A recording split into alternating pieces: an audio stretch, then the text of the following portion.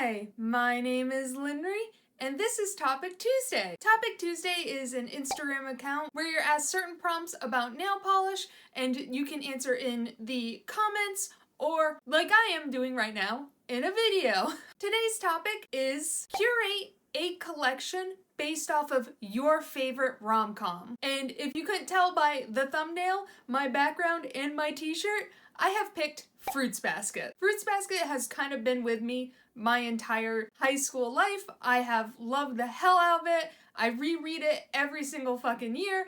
I love it so much. But first, if you enjoy nail polish related content or just a dummy talking about their extensive nail polish collection, please consider hitting that subscribe button. And thank you so much to the people who have already hit that button. Now, to give a little bit of background, I don't want to spoil Fruits Basket for people who have not seen it or anything like that, so I just want to make sure this is safe if you haven't seen it, but I will touch on a little bit of things. Fruits Basket is about a girl named Tohru who finds herself just surrounded by this family who has been cursed.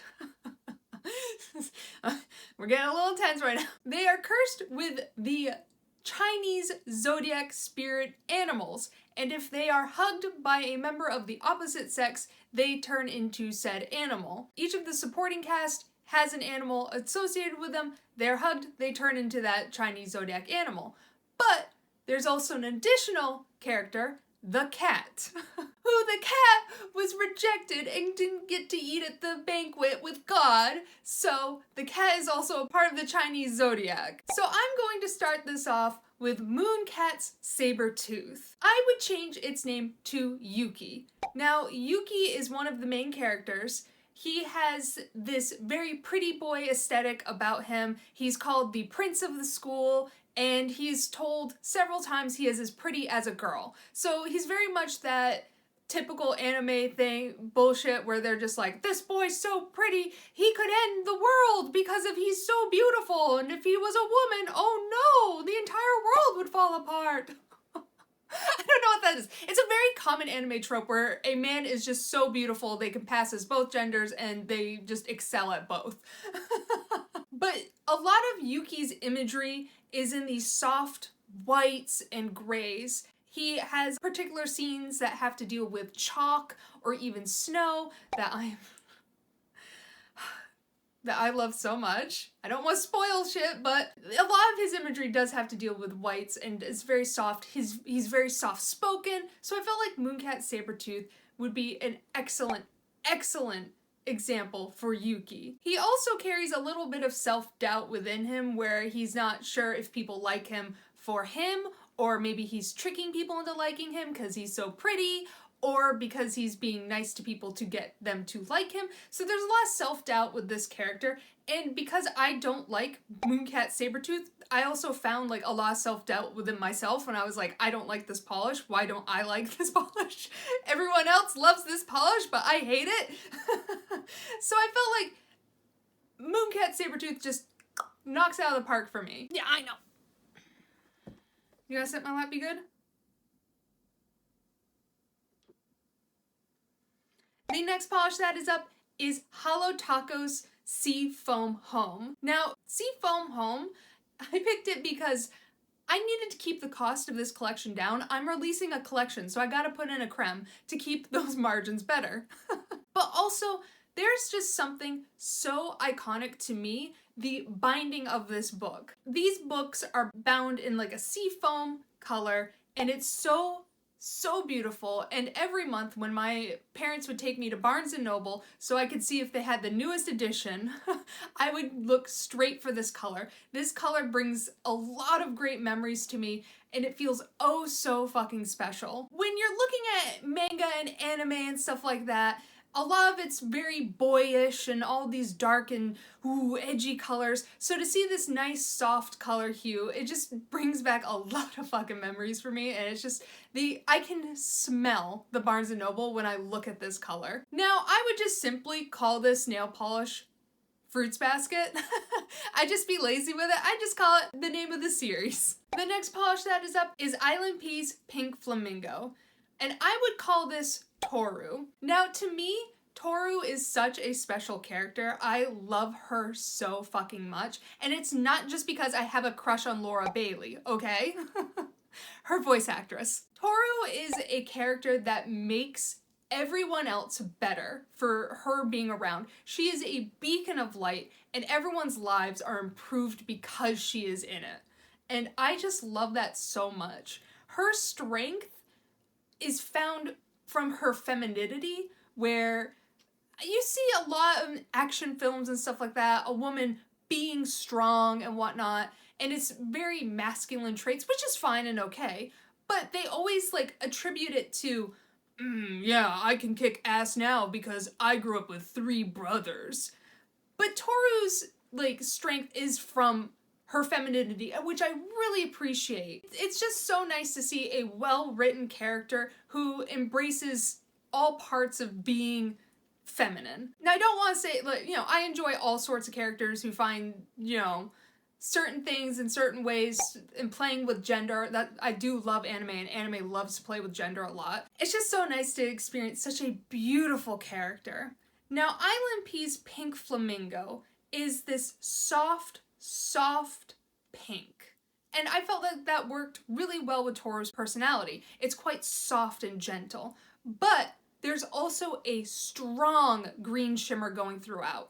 And I feel like that represents Tohru's like beaconness, where she is lit from within, lights up a room. I think this encompasses Tohru perfectly. Now, in my swatch footage, I tried a blurring base coat on my ring finger just because I wanted to see how that would look. I like what it did for the polish, but I want this polish to stay a bit more sheer for my girl Tohru. The next polish that is up is China Glaze's Preserved in Amber. Now, I would call this Kyo, and you can just tell from Kyo's like design, he's the angry anime guy.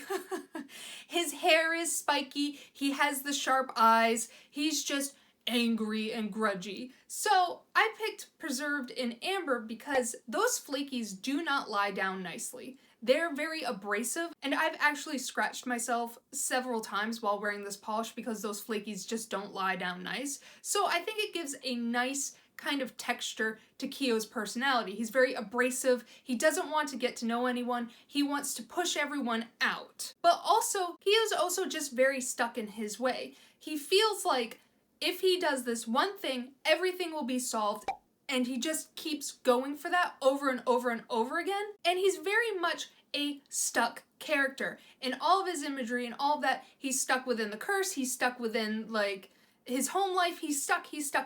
So I felt like Preserved in Amber was perfect because what is something in amber but stuck? Also, I feel like it's a wonderful orange to represent his hair. The next polish that is up is Mooncat's Demeter's Harvest.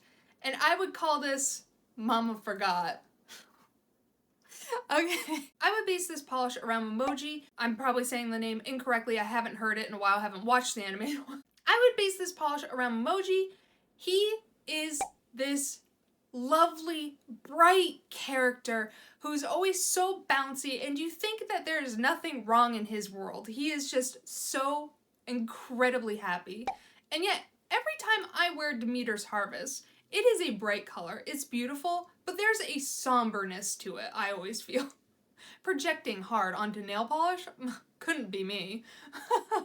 But there's also a softness and a harshness to Memoji's reality where, no spoilers, he has some trauma. And I think he probably has one of the most upsetting backstories of all of the characters. Those particular scenes always make me fucking cry. But I feel like there's just an elegance, a grace, and a soft demure to Demeter's Harvest that I think it perfectly encompasses this character. Also, he has bright yellow hair, and this is a nice bright yellow polish. I think this perfectly just encompasses Memoji. Wikipedia says that Fruits Basket is a rom-com. I do laugh, and I do love it so much, and it's just such a beautiful story. I also cry all the time. This is the series I go to if I feel like I need a good cry. I just need a blanket and I need to cry my eyes out. These books are stained with my tears from sadness, from happiness, from all the stuff. You get a lot of whiplash in these books, but they are so fucking beautiful. I love Fruits Basket so fucking much. So I would warn you, a lot of the story beats of Fruits Basket are quite sad, and there's a lot of trauma and just like dealing with being lost or losing and being found. Like finding who you are as a person. Like these books are beautiful. And yes, I am a weeb. If you like this video and you like other nail polish related content, please consider hitting that subscribe button. It would mean so fucking much. And if you have any ideas or suggestions, thoughts about your favorite rom-com collection, please leave it down in the description below. I love it so much when people tell me about nail polish in the comments. I'll always look it up. I'll always have a blast just seeing what everyone else is gravitating towards. I hope you enjoyed the video. Bye! He is such a... Can I help you? Can you stop that, please?